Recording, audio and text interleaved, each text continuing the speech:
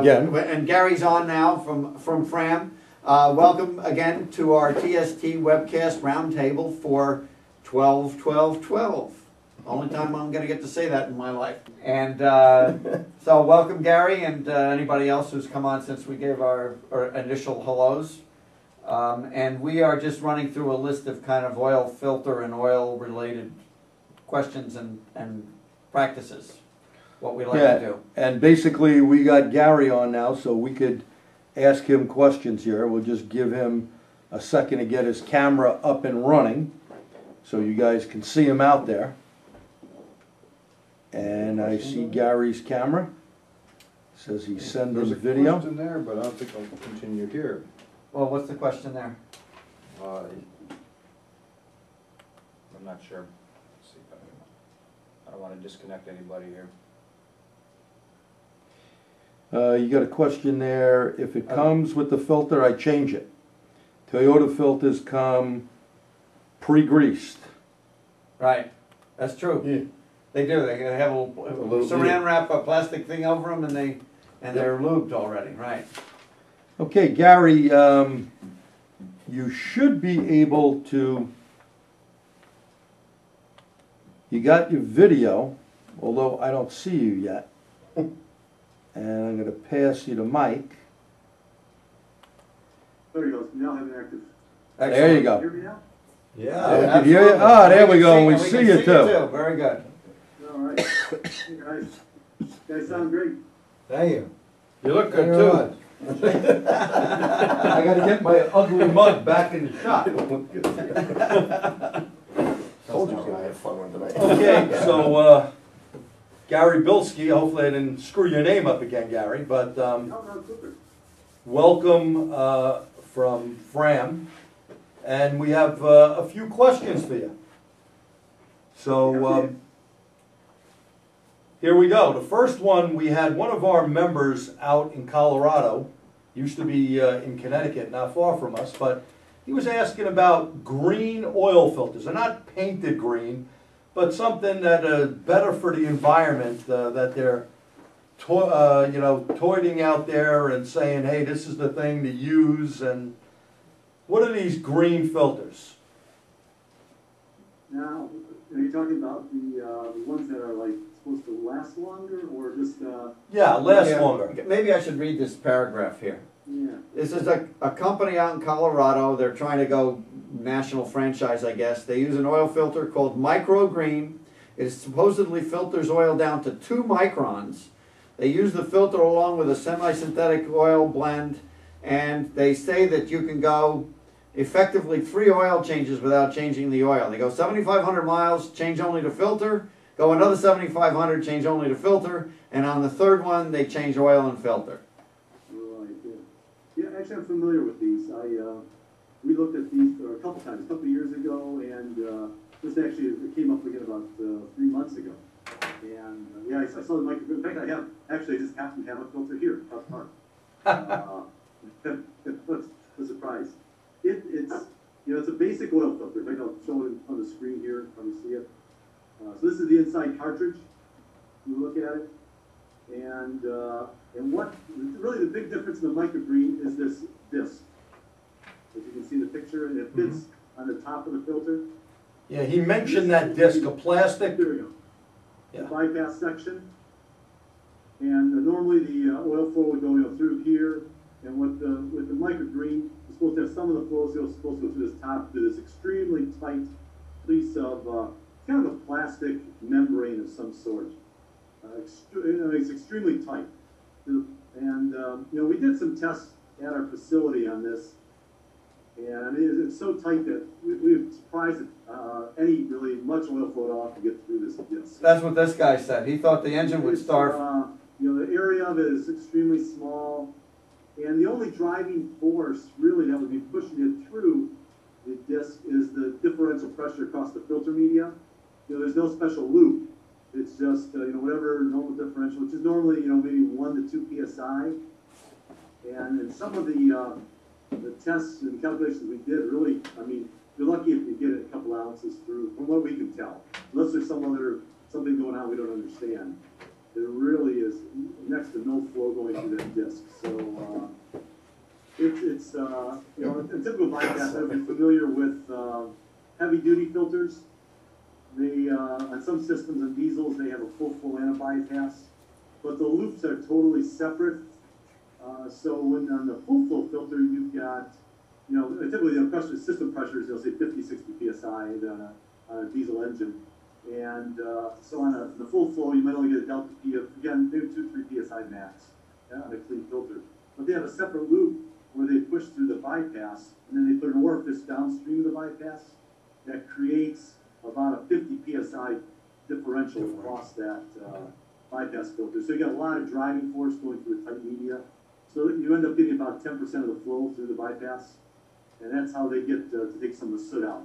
It might take 10 to 20% of the soot max probably out of the engine, but it does take some of the soot. You know, with the microgreen, like I say, on this one, you can't quite do that. Obviously, on a normal engine, you don't have that opportunity to have a bypass, separate loop. And so I don't really understand, you know, how you can get any flow through that tight disc. When we did airflow through it, it's in the 1/1000th of the airflow through the filter media. So it just seems, you know, I just couldn't understand that. And besides that, you know, as you know, with oil, a lot of the driving force in changing oil is called the TBN number, the total base number and total acid number in the oil, and then also the oxidation of the oil. So I don't see how that's being improved, you know, by trying to filter this down, because that's a chemical reaction. And so I would be very skeptical, you know, going 3 oil changes on the same oil. So you know, oils, obviously the oils are extremely good nowadays. Right. So you look at, you know, these new oils, it's up to GF5 it's called, and I'm not sure the SG number now, is it H or something like that? I'm not sure. I know it is GF5, which came out in the last November, in 2013 came out. And that oil, obviously, it's called the Group 2 Plus. You get into like the GM with the Dexos, and it's a very good oil. So you go 7,500 miles in those is not that difficult anymore because the oils are so good. But you know, pushing them 3 oil changes, you're talking about trying to go 21,000 miles on oil, and even synthetic oil. I don't think anyone. I think even like Mobile Ones or anybody else. I don't think anyone's doing that. Okay, so you can't say this, but I'm going to say it's bogus. Don't do it. That's like Gary, that's Pierre saying. That's me. But I think would never we- do that. I think we could come to the conclusion. Another question, Gary, if you don't mind. They say they can they have 2 microns with that filter. Is that true?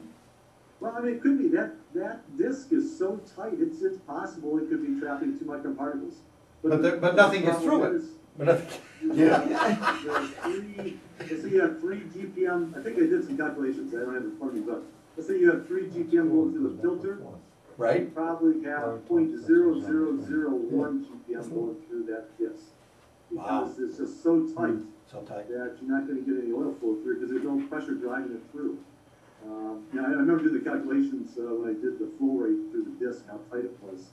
And I think it's, you know, like you have filter media, we call this thing called the Fraser permeability. And typical filter media is going to be in the neighborhood of 30 CFM. So you have 30 cubic feet per minute of air going through at a 1/2 inch drop of water count. So, Wow. and I remember through this disc, when I did that on that stand, I think it was 0.003 CFM, something like that. It was Nothing. so low. That's why I find it hard any oil or such a small amount, and then it would get plugged so fast because, you know, it doesn't have much surface area. So it just, you know, we haven't put in a car. You know, so I hear you, Gary. Let's move on to the next question. What is the normal microns in the industry for a filter? Well, they're, you know, normal, obviously, with FRAM, you know, if you look at a lot of packaging on filters or competitors, whatever, Pure Later or FRAM or I know Wix does the same thing, you'll see that the test that's run, it's called the multi-pass test, and you'll see right the packaging says per ISO 4548-12. And that's the multi-pass test. And you can, if you look at the packaging, it should also say what micron that the efficiency was measured at. So if you look at FRAM, like so, the extra guard filter, it'll say it'll be 95%, greater than 95% at this ISO test at greater than 20 micron. And when you look at like a tough guard, it's greater than 99%. You look at someone else's filter, it may not be 20 micron, they may say 25, they may say 30 micron. So we were about That was pretty close guessing, right? So you gotta look, not only, so it's, you say 1 micron is, I always talk about people, you gotta say more than just 1 micron rating as a filter. You wanna know what efficiency the filter is at a specific micron. Got it. To compare apples to apples. You can't say, well, this is a 20 micron filter. You gotta say, okay, this is 95% at 20 micron, or this is 95% at 30 micron, or 40. And obviously, the tighter it is at the smaller micron, the more efficient the filter is at. Now the next question, Gary, is 2 microns too much? You would, not necessarily. I talked, I'm not obviously an oil engineer or a chemist and stuff like that, mechanical engineer. But we worked a lot with the additive suppliers, and like Lubrizols and some of the other ones. And talking to them, I'd ask them that question themselves, and they say really, there's no solids materials in the oil, except for the only one that has solids is the antifoam agent, which is like a silica or a silicon. So it is actually, but it's submicron, the solids that keep suspended. Everything else are soluble materials, so they're at the molecular range. So they tell me you're not going to filter out anything except potentially a very small submicron range. You could possibly filter out the antifoam agent. Right, and our member had a question, is there a difference with synthetic oil? And now, we wouldn't think so, we think the molecules would be smaller with synthetic than larger, but that's just a guess. Their molecules actually are, from what I understand, are narrower. They're narrower range. Okay, that's what I think. So, when they take the oil, they say it comes from crude oil, the motor oil. So if they take crude oil, they distill it, and you get different fractions. So you get gasoline out of it, you get propane out of it, and you get, obviously, you get oil, motor oil. And so what happens is that's the natural part. So when they're cracking it, they get a range of molecules that, I don't know what size they always say like chemists, but there's a range. So it's a certain range, and obviously you got better processes now, so they've narrowed that down. But when they make synthetics, what I understand is basically they synthesize. They take those molecules of the oil, they break it down, and then recombine them. So now you've got a molecule that's basically engineered molecule that they combine. Supposedly it's narrower, and the molecular size. So you got all these hydrocarbons, and you got like CH, let's say CH4s and 14s and all these whatever they want to all this kind of stuff. You got all these numbers. So they've taken those molecules and they narrowed the range down. So it's not that, I think the molecules are about the same size as some of the ones in regular oil, but there's narrow range. And that's one of the reasons why you don't have the high fractions and the real low ones. So the low ones would be the ones that are more volatile and cause oxidation, so they're gone. And then I think some of the higher ones that they go on to, and I think those are the ones like the 4-point, stuff like that, you might have some problem when it gets real cold, doesn't pour as well, and that's why the synthetics are better. Like I said, that's coming from like a non-chemist. This stuff, talking to guys, because I'm not an expert in this, but hopefully they back me up on all the things I'm saying if the collusion's all up. Okay. Another question the guy had is, do you know of any problems with that type of construction of filter? So this green filter, do you know of any particular problems by using this filter? No. The filter, it's a normal filter. It has a full section, and it's a standard type of filter media. Pleated paper. Section we tested. It was not high efficiency in the section, but I mean, if you change it your interval, a regular interval normal, it wouldn't be an issue. I mean, it might not be as efficient as some of the other premium filters out there for that product, but like say going 21,000 miles with 3 oil changes before you. It's crazy. And this is a foreign-made filter, if I'm not mistaken, right? Yes. Okay. Yeah, and we know in the local area here, some of the big box tire places and stuff, they use some Chinese oil filters. You can probably buy for less than $1, and when you cut them open, boy, oh boy, do they look pretty cheap. Not much there, huh? Yeah, you barely can get it off because the metal is so chintzy. Yeah, there's a wide range of quality in Chinese filters. Yeah. Okay, another question we had for you, Gary. Are all FRAM filters the same? Meaning, I go to Bobby Joe's Auto Parts, you know, and he's the guy I trust for years, and I buy this FRAM 3387, PH 3387, and I go to Walmart. Is that the exact same filter I'm gonna get? Yes, it is. It's the exact same. If you buy a FRAM PH 3387 extra guard, sorry about the dogs. I think my wife just came home. Not a problem. Yeah, so, yeah, it's the exact same filter. Now, all the FRAM branded filters are made at a Greenville, Ohio. Okay. So all the orange cans come from there. There might be some oddball ones we might buy, but the top, let's say 50 or so are from there. So by 99.9%. And yeah, everything comes out of there. So if you buy it, whether you buy it at Walmart, AutoZone, O'Reilly's, or WD, It's all the same.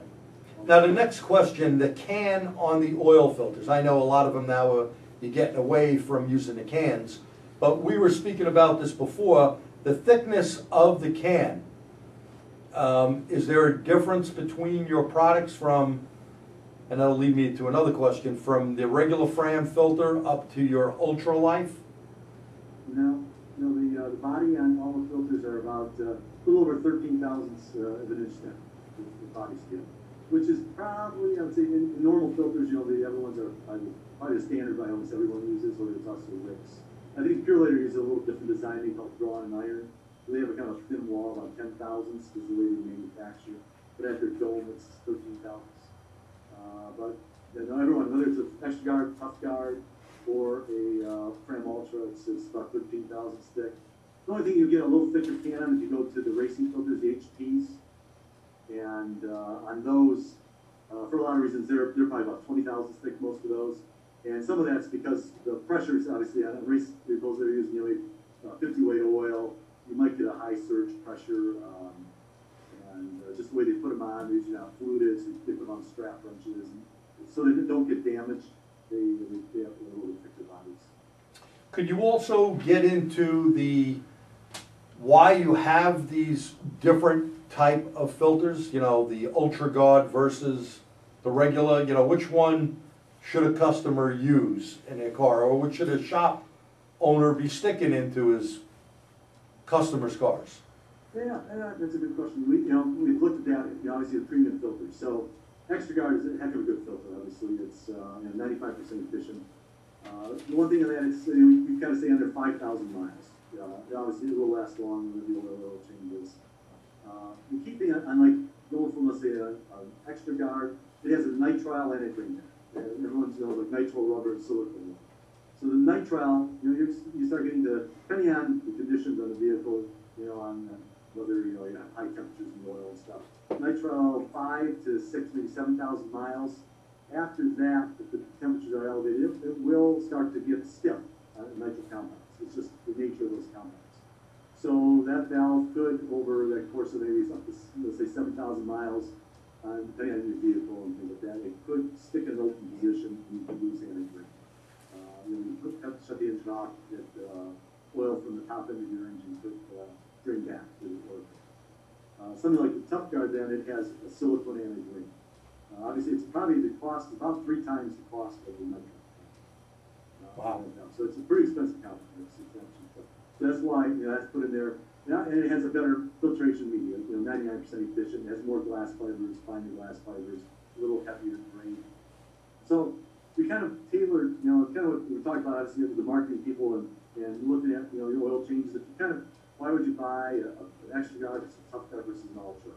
And actually, we have some new packaging coming out next year. We're trying to, say if you use, let's say standard motor oil, you're changing your oil every 5,000 miles, and you're not, you say, it's good enough. You're not worried about, you might trade the car in, you're not that worried about it for the last 100,000 miles.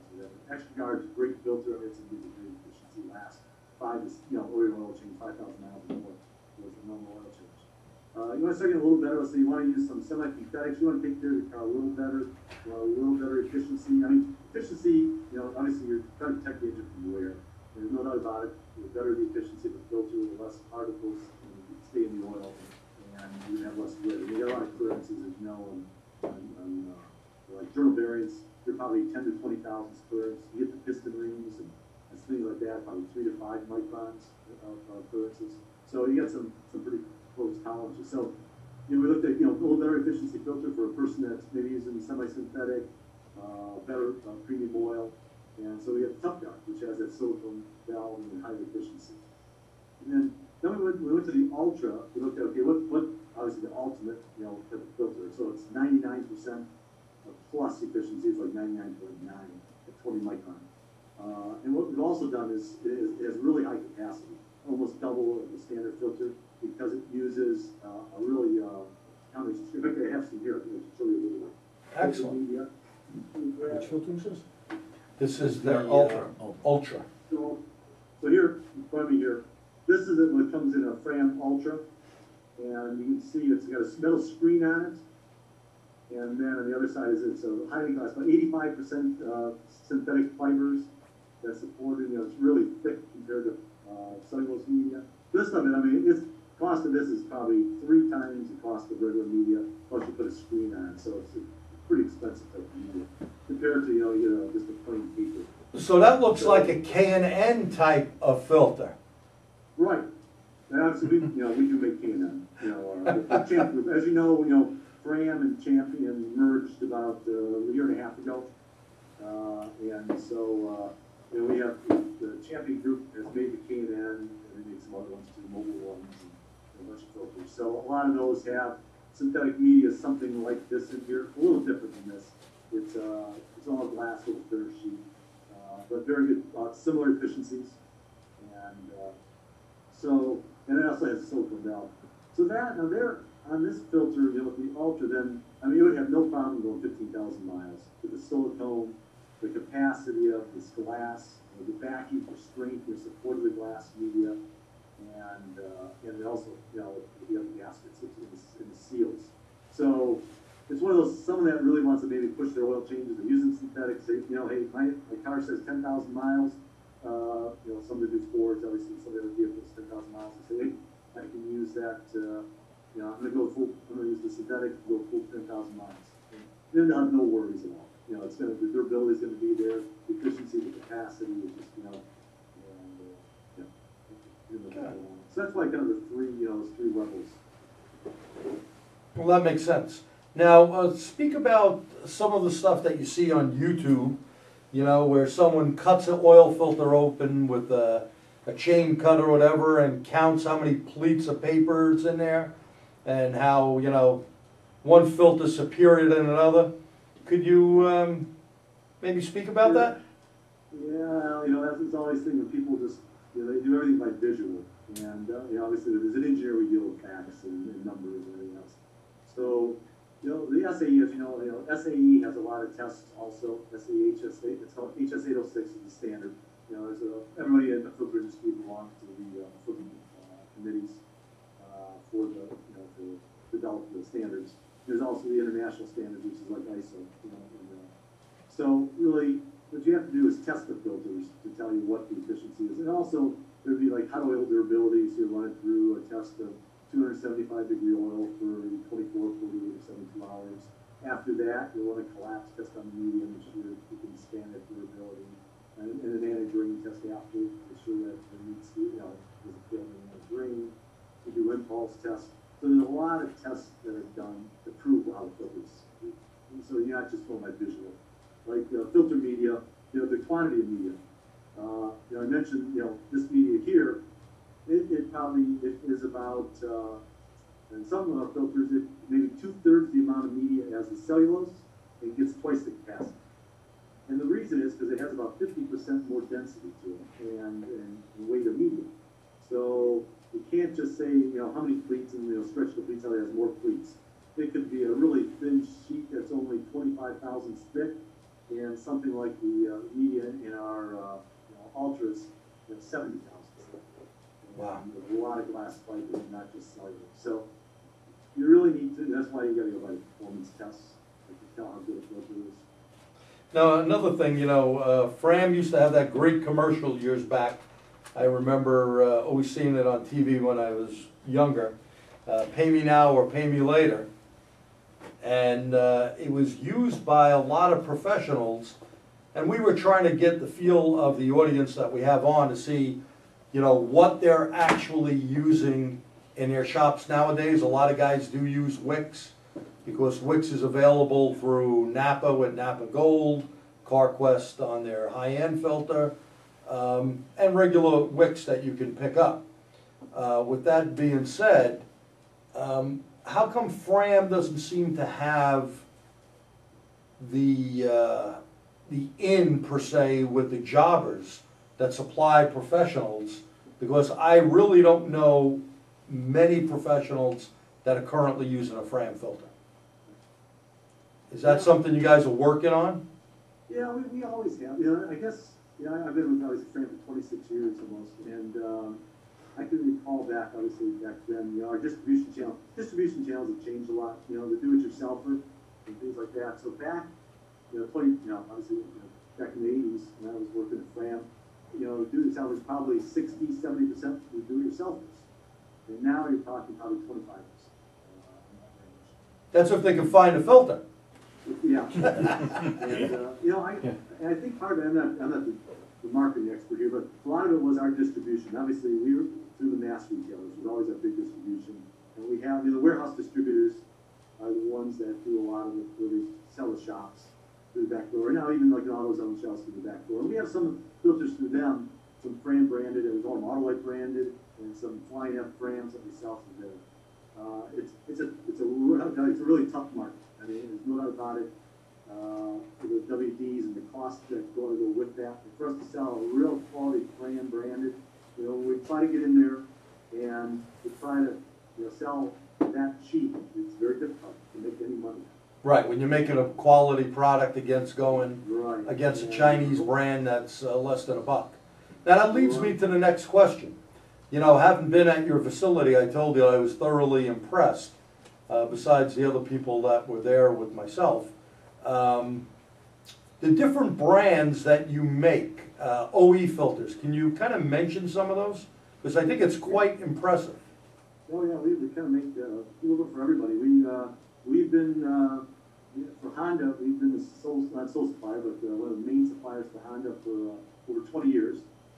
So all the filters you see, OE and OE service in Honda, I think we make now about 20 million Honda filters a year. Wow. For their vehicles for service and for OEs. We've been supplying Subaru now for about 5 years. Now with the Champ, we've also, they've been supplying actually pretty much everybody now. They supply OE to Ford, supply OE to General Motors, and OE service to General Motors. Sell some to Chrysler also. Briggs & Stratton, Harley Davidson, Kohler. So I mean, it's really, we kind of cover the whole track there, you know. But you know what, it was really impressive, when I was saying this a little earlier, big expensive diesel trucks, and we know how much a motor can go for on a big diesel. When someone's putting a filter in there, they're not going for the price, let me save a few bucks on an oil filter. That is their livelihood in most cases, or that is FedEx or UPS or whatever. These trucks got to stay on the road. You also make some heavy duty filters for, you could say, the companies that you make them for. Yeah, Mack truck. We've been, since We've got a lot of Mack trucks here in New York. Yeah, and it's obviously it's called Volvo now. It's, you know, Volvo Mack. You know, Yep. Volvo bought them maybe 10 years ago. And we still really have a good relationship with both of them now. We've been supplying to Volvo Mack for, ever since I've been, 26 years since I've been, we've been supplying them, and the OE filters, and now Volvo. We used to have BDC also, and Navistar, and a lot of that, obviously, there's been a lot of consolidation in the heavy duty industry. So actually, the BDC is now Daimler, as you know. It's, Right. Bought them. So with the Germans, they went to the German supplier for filters, so they had lost that business. Right. Now, a question we have online, Jim would like to know if FRAM sells any filters to CarQuest. CarQuest, I believe we are, boy, that's a good question. We might stuck in that one. I'm trying to think. I know we did it one time. I know FRAM hasn't in a while. Champ, maybe, I don't know, actually, I don't know all the private brands that Champ sells to. CarQuest is still one of them. I don't believe so, though. I don't think at this time we saw them. Okay, and let's, another question we have is FRAM and Champion of equal quality. Are they all being made in the same place? No, I mean, quality is still both from our excellent, but no, they're not the same. If you, the Champ filter, obviously, if you look for Champ, you won't find the Champ brand very many places. You know, you'll see them as private labels to a lot of private labels, and so their design is totally different than ours. In the FRAM design, it's just the same. It's the Champ. So the Champ, they're made in Albion, Illinois, and also some that are in York, South Carolina. And their design is a little different. They call it the E-core design. So what they've done, you know, we have the fiber end disc. They use the fiber end disc. They sonically well. That's what you meant by E-core. They have a plastic center tube, and so the design's a little bit different than ours. Which they did, I think, about 10 years ago. They came up with that design. It's pretty ingenious. I mean, and it worked out real well for the market. And they have their automated equipment and everything. We could not interchange because of the automation. There's so much automation, you know, at the plants. But not a human hand really doesn't touch an oil filter. It's everything from the time you put the roll of media on, it's just all the parts just roll into bins and they're automatically assembled and tested and everything else. So, but you know, they are totally different designs. We pulled one off the shelf, which I think if you picked up like an AC Delta, take an AC Delta filter off the shelf at Walmart or wherever it's sold, which is made by Champ, and you notice that the design is different. They have a cover plate with like an inverted capping plate on it, and then the cartridge is a little different. But the efficiency is really good. I mean, their efficiencies aren't quite as ours with 95, but they're about 92, 93% efficient with the 20 micron. So compared to, I mean, Wow. the OEs are better than all the OEs filters, and they're as good as the better LSE in the ports. So it's still a very good filter. Very good. Thank you for being so honest. We have another question here. About a year ago, or a comment I should say, about a year ago, CarQuest started selling FRAM alongside Wix in Mid-Atlantic states along with Bosch. So this is what Jim tells us, and he may be right. I don't know if I've seen that in a CarQuest store around here, but it's possible. So we open questions up to anyone. Jim, would you like to add anything else? Anything else you'd like to cover or tell us about? You said Jim, but I think you meant Gary. Oh, right? Gary. Jim was the one who's reading Hey, the Gary, it's getting late, I'm shot. I meant Gary. Is there anything else? Jim has been a big help here tonight. The E-core. Oh, Jim wants to know about the E-core. Maybe you could elaborate on that a little bit before you make any other comments. And he did type that in earlier, and I was like, E-core? What's E-core? Yeah, actually, I don't think I have it. Yeah, I don't have a cutaway with me on the E-core. But the E-core, I said, they were looking at the redesigned filter, and you're talking about Champ, what they had done, they said, they want, you know, they call it E-core, it's ecological. That's what it was for. And they wanted to create a filter that they had all metal components for the shell and the strength radiator, the tapping plate and the shell. But internally, the whole, the cartridge could be recycled or incinerated. So basically, if you cut it open, you take the cartridge out, it's got plastic, and paper, and then the fiber end disc is a combination of polyester and cellulose.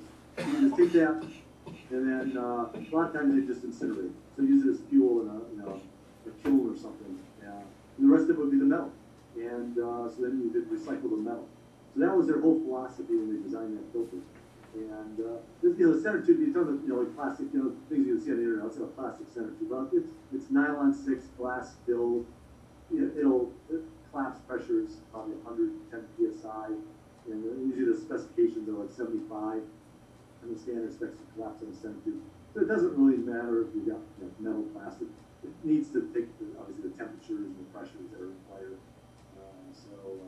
But yeah, they came up with a pretty ingenious design with the end disc. A lot of times you potted metal with plastisol adhesive on the side. I've seen this before.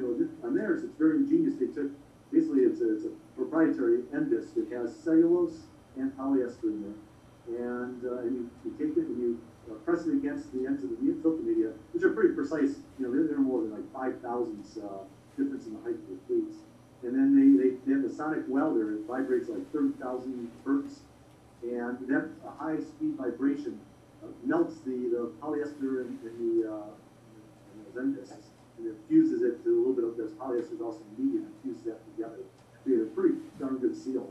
So, I mean, it's pretty ingenious. They have a patent on it, and now we could use it if we wanted to. So we never know. You might see FRAM filters. That may be one thing we should steal from them, or something like that. Along the way, once we figure out how to build the capital to pay for it. But, so it was a pretty cool design. Would they use that same technology in a canister filter, not just a spin-on? Well, you look at canisters. Some of them are like that. I mean, they're very similar. Look at canisters. You have canisters that have obviously potted end discs. You'll see either plastic end disc that's going to be potted with plastisol or a metal one. You'll see a hard, rigid plastic, and some of them what they basically do is they melt the surface of the plastic, and then they clamp them together and it fuses. We make some of those that our York facility does it that way. We use an infrared light that melts the surface of the plastic, and then push the end disc to the element, and then it fuses it together. That's another way of doing it.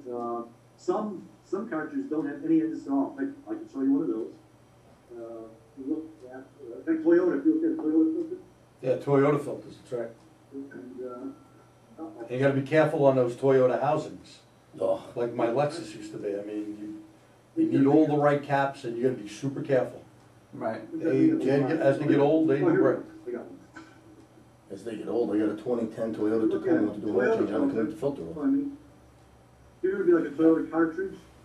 Yeah, This one here actually is one from actually one of their spin-on filters, but it's similar to what they do on yeah, an insert They have type. no end disc at all.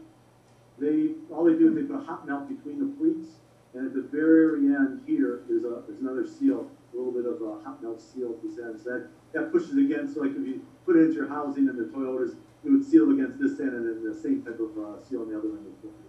So that's getting common and on more filters and cartridges you see with no end disc at all. It's like I say, the whole key is just you want to seal the media so all the flow goes through the filter media and then through the center tube back to the engine. So really an end disc, you don't have to have an end disc. It's there. It's the easiest way to handle the whole filter assembly when you're making making the element itself. It's easy to take that, handle it, and pot it into a plastisol adhesive or stick it on an end disc that's melted. It's a little more complicated when automating stuff like that. Now, Gary, do you think filters are gonna go away from the can type that you were using, the metal type of filter that we're so used to spin on, and just go more to these cartridge types? I thought that. I started following the cartridges back in 1999. They were starting to come out when the GM came out with they got the Saturn. Yeah, they had it in the bottom of the pan, yep. Yeah, and they had it was called I-Forge, or whatever it was called. And that filter that made in Tonawanda, the engine made in Tonawanda, but it was designed in Europe, that engine, by Opel Ford back then. So, and that's when a lot of the platforms, even Ford, they're having some of their engines designed. So I saw things starting to change because they're more eco-friendly in Europe, and so cartridges were a big thing there. So I thought things were going to start moving that way. We haven't seen that though. It seems like right now about 20–25% of the vehicles coming out have cartridges on. So obviously we do OE for everybody. So when we talk to them, we see some platforms they'll put a cartridge on, but a lot of them they still stick a spin on. You see all the pickup trucks and things like that, the larger engines. Most of those still have spin-ons. Chrysler, I didn't really see much cartridges out of Chrysler at all. Cartridges are cheap to manufacture. Honda really hasn't approached this own cartridge. They talked about it 2–3 years ago. They haven't done it. And I think one of the reasons is the cost of the housing. When you're talking, the spin-on, like say you can buy a spin-on for $1, maybe not a FRAM, but they say on the warehouse distributor market, whatever the price is. But you can get the cartridge probably for the same price, but for the OE to put the cartridge on the engine, you're talking about pretty sophisticated housing, die cast in a lot of cases. That's got to be bolted to the engine, and then on the cap you have typically a nylon glass filled nylon cap. Take the cap off. It's got a center tube. It's got a relief valve. It has some valving in the bottom sometimes for the bypass. So you can probably put $5 into the OE engine putting a cartridge on. Whereas if you just machine the base right onto the block, Nice and Air easy. filter doesn't really cost it. Yeah. So I think that's one of the reasons why they haven't gone that direction. I would think packaging too, it's a lot easier to locate a spin-on in an engine compartment than it is a canister. Right, Yeah. and that's true too. You gotta move this because we can't read it from there. Is there a tool to break somebody's hand if they over tighten the canister? I like There that. should be. And Gary, excuse me, I like that one. I got this wicked cold. Very good one, Jim, there, you had me going. Now, That's yeah, good. we talked about over tightening, and having been at your facility, could you elaborate a little bit on what you're doing, well, if you could speak about it, I guess, about how to tighten a filter correctly? Yeah, I can't, obviously, we did give you a little inside information, and Martin probably shouldn't have told you. Okay, then I know nothing. Hopefully for things to come, we're working on something that hopefully. Okay. will everybody. But do you see that as a big problem, where you get filters back defective because someone King Kong the filter on? Yeah, I mean, if you look at the gasket, once in a while, we'll get a filter. It doesn't happen that often, but they'll turn it on so much, it basically almost explode the gasket. They'll compress it so much, and you got a groove in there, so it can't go anywhere. Right. It mushrooms out the top, and it's flat and explodes. So basically, it will crack because they compressed it so much. I And- probably only get one of those a year, 2 of those a year. And having been at your facility, I like that machine you have there that pressurizes it. You can see how much pressure a filter can take before it actually blows apart or the seal blows off. Pretty Yeah, neat. yeah, most filters, probably, a little better than 200 psi up to 400 psi for most filters. Wow. Yeah, and the engine, even on a cold start, probably the highest I've seen, we've done tests on cold start, maybe 110, 120 psi, you'll see on a cold start. Excellent. That's cool. Yeah. So you gotta speak that way. Gary, I got a, Yeah, the mic, Gary, I got a we're looking question. here for the picture, the camera's there and the microphone's there, so None of us have looked at the camera yet. I've been trying. So- On a canister, You place the Click and Clack brothers when they retire? yeah, We could try, but I don't think we could replace them, we could just succeed them. yeah. Gary, on a canister type filter, when you take the cover off and you see the element kind of collapsed, what are your thoughts on something like that? Good question. That's a good point. I mean, there should be a center tube. And there's going to be a center tube. It's either built into the housing or it's part of the cartridge filter. I mean, it shouldn't happen. I mean, the pressure should be about the same. As you know, the oil pump's got a pressure regulating valve in it. It's about 60 psi. Unfortunately, when it's really viscous, you know that even the regulating valve is going to have a little extra delta P across it, and can't get through all the bearings and everything. So that's why you get about 120 psi potentially across the filter, or actually in the system. But the valve, only the valve, or the filter should collapse is if the bypass valve, if it's in a housing, that means that bypass valve is not large enough during a cold start to supply the flow, through that valve. That means the pressure built up a lot greater than 75 psi. Okay. And that would be a design issue in the housing. And, and in spin-on filters, almost in all cases, the bypass valve is in the filter. Right. Either at the dome or at the other end of the filter. And that opens up typically around 12 psi. And it is more than adequate enough, size to, you maybe at full flow, 3 GPM cold, you might get 20 psi delta P across. Typically, that's about what you see. Maybe a little more than maybe 30, but that's about it. So that bypass valve has to be able to handle the flow into the cold condition. So if it collapsed, unless somebody has some defect in the filter, it's always once in a while, you might get a center tube that wasn't locked properly with another center tube. It happens. Rarely it happens. But if you see the center tube collapse and it looks like there's nothing unlocked, the chances are there's some problem with the bypass system for a cold start. Okay. A lot higher than. Could it also be a poor quality filter? I mean, it could be. I mean, a poor quality filter, but you would hope that they designed it to be able to withstand. This is the standard. Standard in the industry is 75 psi delta P minimum collapse pressure, and that's a standard in SLE, just like a 6 basically. And some OEs might, you know, I don't really see any OEs in, Yeah, that's if everyone plays by the rules. We don't know if foreign countries play by the rules. Yeah, Gary, I have a question. I'm a BMW guy, and years ago when they started with the long life oil changes, 15,000 miles, they had a problem with the filters brittleizing over, you know, people would go 20,000 miles on an oil change, and the filter would brittleize and start to come apart. It would actually be hard as a rock.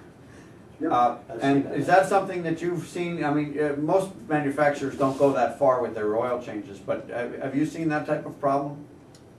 Oh yeah, I mean every so often, yeah. You know, cellulose, you know, paper. Generally, the filter media is made of cellulose. It's got some. What you do is you put some glass fiber in, you put polyester in it, and there's a resin. So those are pretty much the 4 components in filter media. Like if the paper was 100% cellulose with some resin, and let's say it was pretty thin, that filter media, you know, under temperature, you know, over, let's say 5,000 miles or so, 6,000 miles, and let's say elevated temperatures, 225, something like that, it would probably get pretty quick.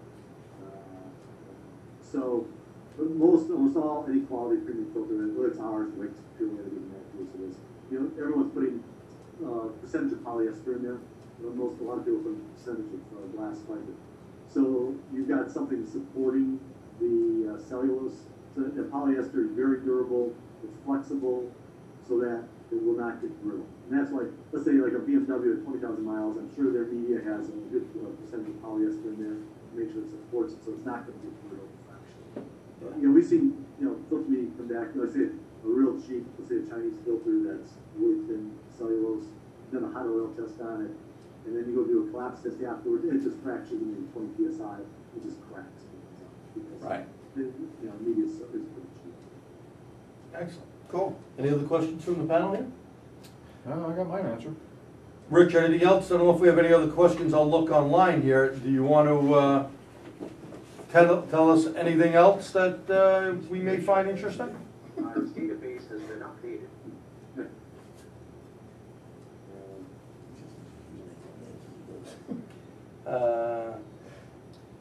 Echo Techs bent a little when you install them, but they don't collapse. The inner tube just bends a little on the height. Okay, so that's Echo Techs. Thank you once again. Actually, I have one question on that Sure. Ecotech filter. Okay. If they're making the cores more recyclable, now do we have to find another place to get rid of oil filters? Like, do you have to give them somebody special so they can recycle these things and take them apart, or? No, they're just incinerating them, I think was what Gary said, right? Yeah, Gary? I think, to be honest, I think a lot of I don't know how you dispose of your filters, but a lot of them are just crushed now, they're drained, crushed, and I think they just throw the whole thing in the incinerator. And, you know, whatever, the metals obviously melt and everything else just basically burns up. I'm pretty sure that's what a lot of, I don't think a lot of them are even cutting filters open anymore. They just incinerated in a puck type thing. Yeah, I think when it's out, or the rubbers and stuff just get, you know, volatilized.